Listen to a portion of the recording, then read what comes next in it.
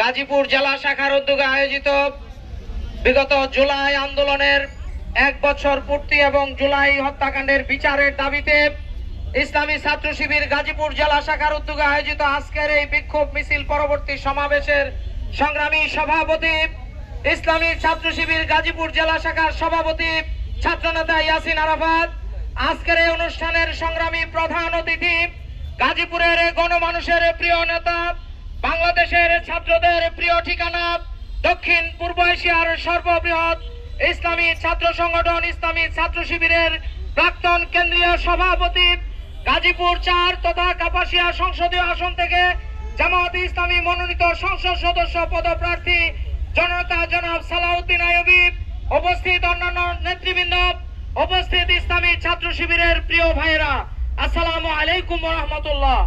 সংগ্রামী উপস্থিতি, আমরা বিগত জুলাই মাসে আজকে 1 বছর পূর্ণ হয়েছে।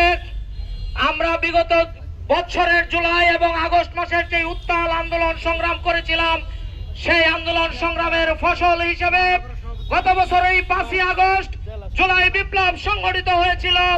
তারই ধারাবাহিকতায় আজকে দেখতে দেখতে 1 বছর পার হয়ে গিয়েছে, কিন্তু আমরা এখনো জুলাই সনদ বাস্তবায়ন হতে দেখিনি।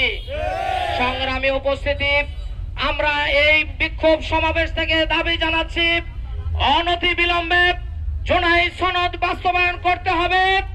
অনতি বিলম্বে এই দেশে যারা দেশের সাধারণ মানুষের উপর নির্বিচার হত্যাকাণ্ড ঘটিয়েছিল, তাদের প্রকাশ্য বিচার করতে হবে।